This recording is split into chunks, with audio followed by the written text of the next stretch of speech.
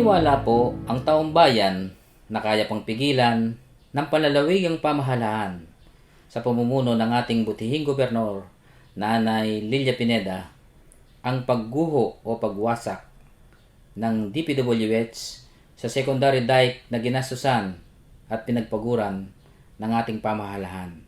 10 ng kanyang mga mamamayan. Ito ay inutang lamang natin sa Japanese government o sa JICA na nagkakahalaga ng 2.3 bilyong piso sa panahon ni Pangulong Ramos. Maraming pamilya ang nagsakripisyo upang maipatupad ang project na ito. Sa pilitan silang pinalipat ng gobyerno upang makapagbigay daan sa naturang project.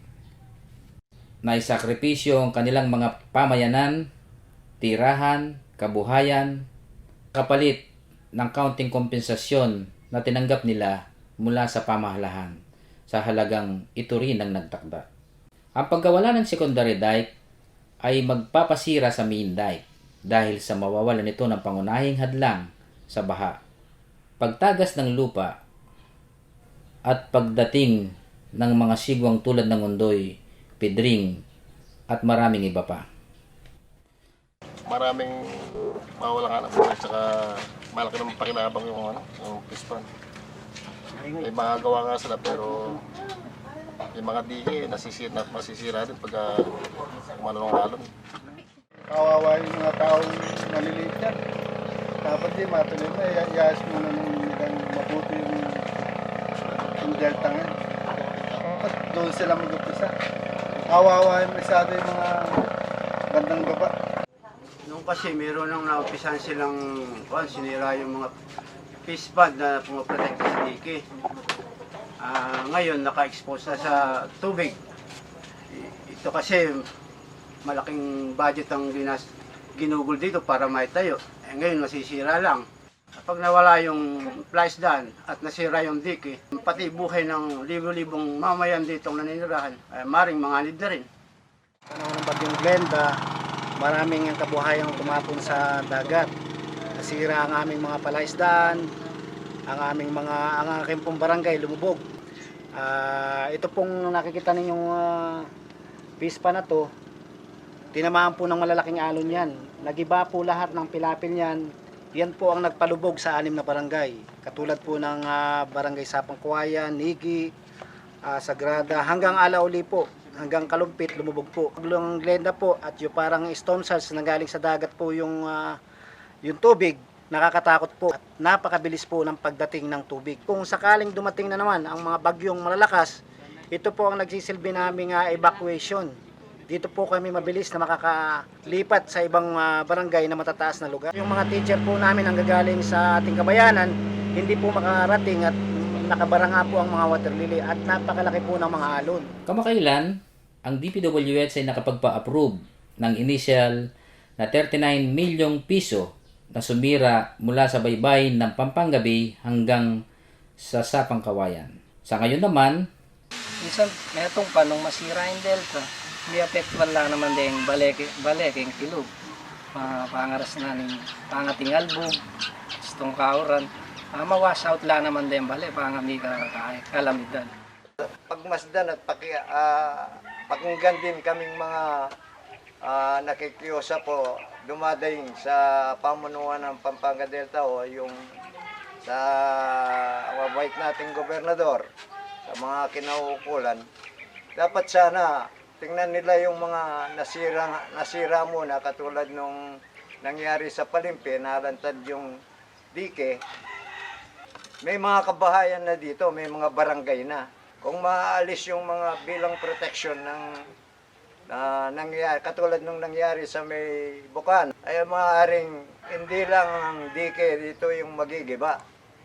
Halos tatamahan yung mga barangay at maaaring magbuwis ng buhay sa mga residente dito sa Lepa. Downstream, doon sa malapit sa Pangkawayan, halos na gigiba at wasak na ang magkabilang panig ng ating dike na ang tagal ng panahon na iniisip namin sa edad ko ng ito na magkaroon tayo ng magandang karsada, biglang ngayon gigibain. pag lumakas yung hangin dito, ang alon ay napakalalaki dahil na ang ating Pampanga River ay sobra na ang luwang. Sana po bigyan pansin. Kung po pwede lang po, mag-ocular inspection sila para makita nila kung ano ang nagiging sitwasyon. Alam po namin na dito ang ating pinaka-catch basin ng ating lugar na nagmumula sa upstream to downstream. Dito po yung catch basin, kaya dito po umuhon lahat ang kaya kami po ay nakikiusap sa mga kinaukulan sa ating mabutiing gobernadora na sana po pag-aralang mabuti yung aming lugar dito para hindi naman po masira yung matagal naming pangarap na kalsada rito. Sa ngayon, nag-collapse na ang malaking bahagi ng asfaltadong dike. Saan kaya magsisilikas ang mga taong dapat sana'y payapang namumuhay sa mga lugar na ito? Ang lupa o silt na galing sa tinitibag na secondary dike ay binabagsak lang sa ilog at naiiwan doon na nakatambak lang. Kumbaga sa sakit, nagmetastasize lang o lumipat lang sa ibang bahagi ng katawan nito at hindi naman nagpapagaling sa ginagamot na may sakit. Ang sakit ay andun pa rin at hindi naman nagamot. Ibig sabihin nito, yung nilulunasan ay di totoong gumagaling, bagkus ay lumalala pa at tumataas lang ang gastusin nito. Sa dahilang ang pagbabako ng DPWH ay pumapatay sa kanlungan ng mga ibon at isda at iba pa na mga bakawan o mangroves. Ang kapaligiran ay nagkakaroon ng biglaang pagbabago o drastic change. Nagpapagulo sa mga tumitira dito. Sana na may hindi maging dahilan ito ng pagkamatay sa gutom ng mga mahihirap na mamamayan na umaasa sa pangingisda. Kung mawawala ang isda, marami ang mga bibig na magugutom at mga sikmurang hahapdi dahil marami ang mawawala ng kabuhayan. Marami din ang mga mag-aaral na posibleng hindi na makapagpatuloy dahil sa ang pangingisda ang pangunahing pinagkakakitaan dito sa bahaging ito ng Pampanga. Bilang estudyante, maralas kong aranasan itang muran mo sa gulilong bugagad yan kay kami school. Pakalano pa kaya suntuloy de itong project kapatupad do. Siyempre muna rin makuha yung dike. Pangadwa na nito yung kay kami school. Pakalano na pa kaya rin mag-aral kayo ng school, minong pati yung school ni madami. Ay kung naburing ranasan itang dikso na kayo may mati. Naranasan ko yung bagyong Kudring.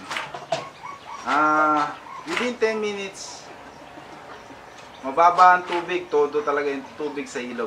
Yung biglang bumalik ang hangin galing sa dagat na, mga pilapil ng mga pispan, within 10 seconds, nagsilubugan lahat.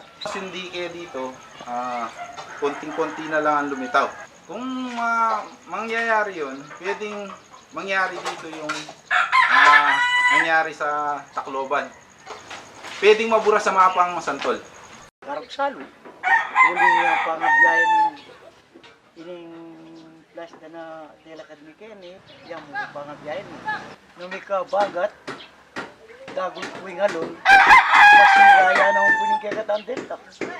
Anti mo puning milyari kaya takin palite. Ita po mo na tiya mo kuita. Pero ini maragulya po bagay ni. Nung milyari tang palimpe yung magayan ng milyari karetang tao ka rin, manok lang ka rin, mas grabe po milyari ko rin. Nung talaga pong buri niya mo santing dalo yung ganun nem bubulos king kailugan tamo kenik yung Pampanga River papunta king dagat busbusan niya po itang kitang king bebi anak kitang ka rin kadua ning pulo dapat po numilakoy test numilakoy po nilis siya po dalo yung danong yung problemang maragul kita mo kung karin ang poit ng bukana po ng dagat. Sa dahilang ang lugar na ito ay ang binabagsakan ng tubig sa Upper Pampanga River.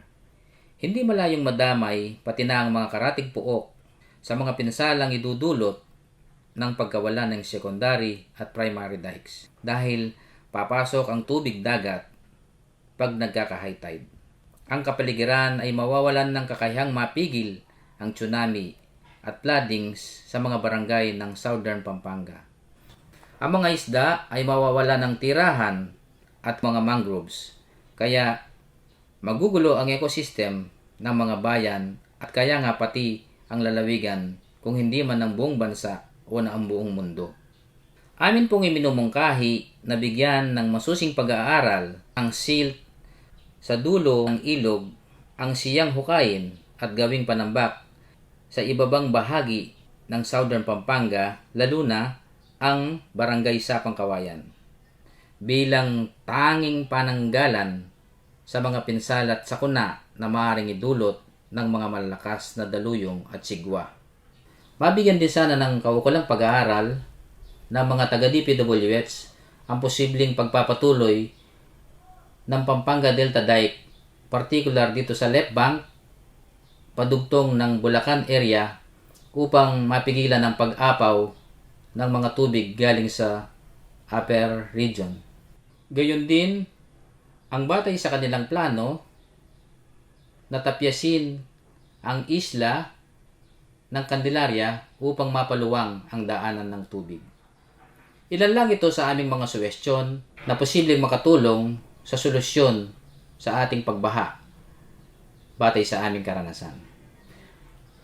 Layunin po ng maiksing palabas na ito na may parating sa mga kinauulan, lalo na sa ating butihing gobernador, Nanay Pineda, ang aming mga hinahing, suwestyon sa pamamagitan ng pagsusumamo